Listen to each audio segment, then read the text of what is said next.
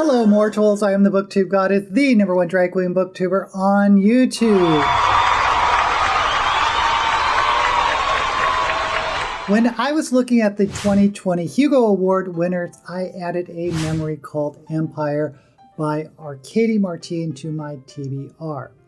And I listened to it on Audiobook, and I immediately jumped to the sequel, also as an audiobook. So do I recommend the audiobook? Well, I give the audio narrator a grade of B. It wasn't the best I've heard, but it wasn't terrible. I was a little put off at first because I thought her voice sounded a little robotic, but then when we got to the dialogue, I thought she did a very competent job. And there are a lot of odd naming conventions and spelling, which happens in science fiction, and it was kind of nice having someone else pronounce the words for you. Anyway, what is a memory called Empire about? Well, first, let's talk about the dedication of the book, which I never talk about, but it's stuck in my mind. And that's kind of a first for me. Because usually someone dedicates a book to their mother or their 10th grade teacher or whatever. But a memory called Empire is dedicated to anyone who has ever fallen in love with a culture that was devouring your own. After reading that dedication, you cannot help but think of immigrants or even cultures in other areas of the world being devoured by the American culture through the media or technology or whatever. And it's because people love the American culture while at the same time resenting it because it is eating away at their native culture.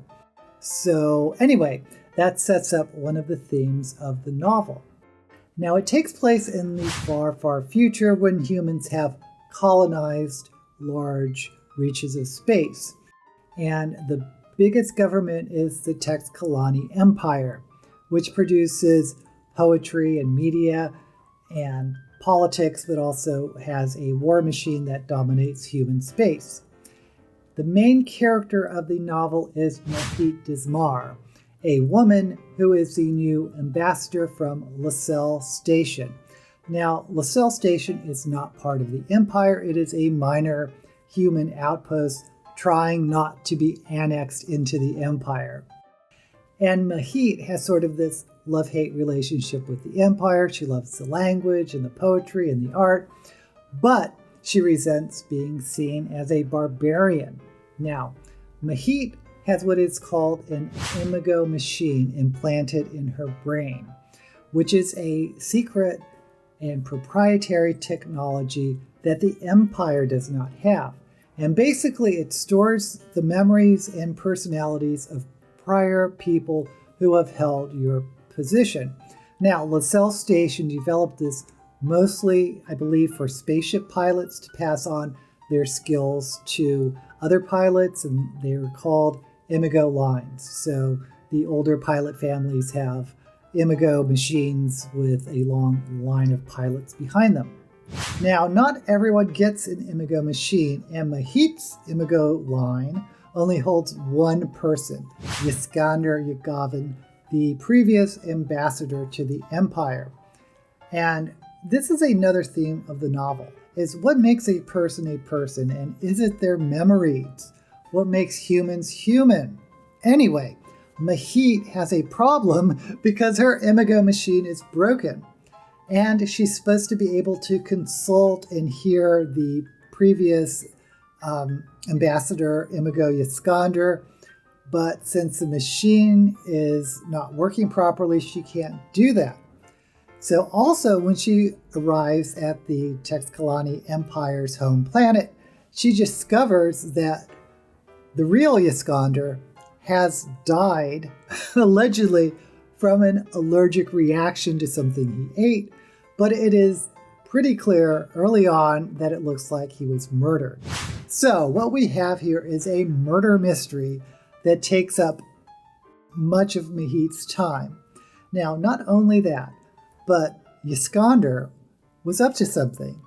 And there's a lot of political intrigue in the Empire and Lascelles Station, Mahit's homeworld, and even Lascelles Station is hiding things from Mahit.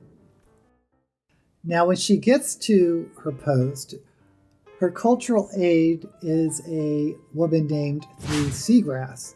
Now, all the names in the Empire are like that. It's made up of a number and a noun, like 1 lightning, 8 antidote. Anyway, Three Seagrass is a woman, and there's some sexual chemistry with Mahit. So yes, we have a very small lesbian romance subplot.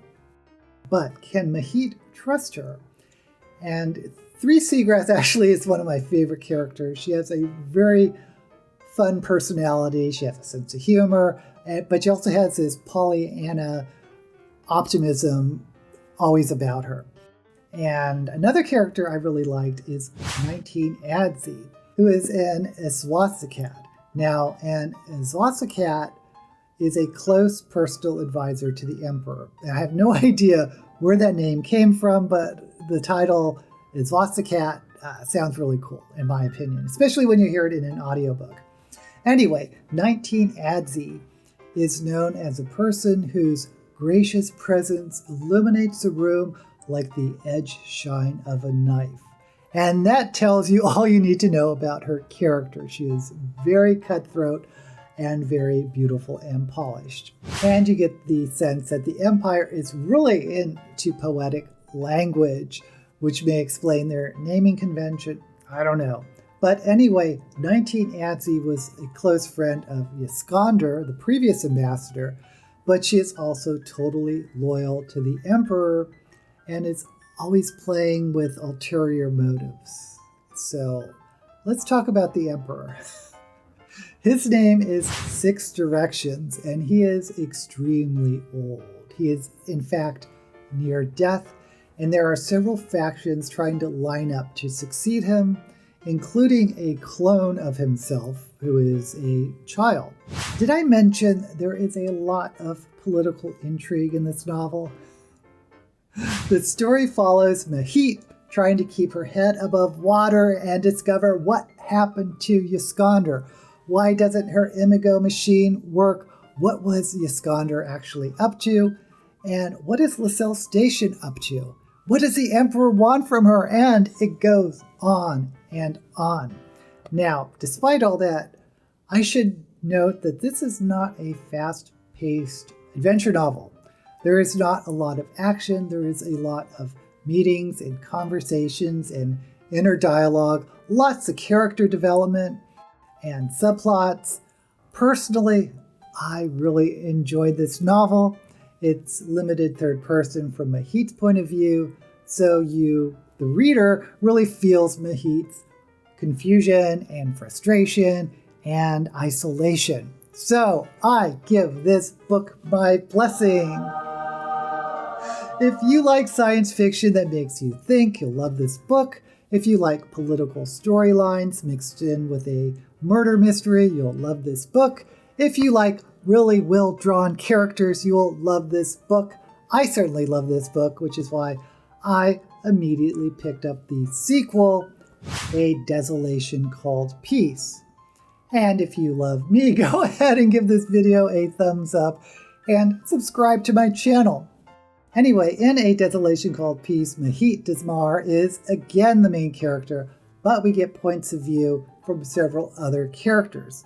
Now, since I listened to this as an audiobook, and because the POVs switched multiple times in the same chapter, I did not enjoy the audio version as much because I found it confusing when it kept switching points of view in the same chapter. But anyway, A Desolation Called Peace follows several of the same themes of A Memory Called Empire, especially themes regarding what it's like to be human and what it is to be sentient, and themes involving conquest and colonization. But we get introduced to a new mystery, mainly what is this alien race who has declared war on the Empire? And one of my favorite science fiction stories are those that involve new alien races. And although the focus in this novel is mostly on the humans, I did appreciate Arkady Martine's development of an alien species, even though I thought it was a little bit predictable. Now, I don't want to get too deep into the plot of the novel since there'd be spoilers for the first book, but I will say there are some explicit sex scenes that I was not expecting since there was not any in the first novel. Not that I mind, just to let you know. I personally thought Memory Called Empire was a better book, but I know some people liked Desolation Called Peace more, maybe because there's more action in it, and there are multiple points of view, which does make a novel feel more expansive and epic. In the end, I do give Desolation Called Peace my blessing. Both of these books are excellent in my opinion. I certainly understand why A Memory Called Empire won the Hugo. Let me know down in the comments whether you are interested in reading these books, or if you've read them already, let me know what you thought. Until we meet again, may all the books you read be blessed.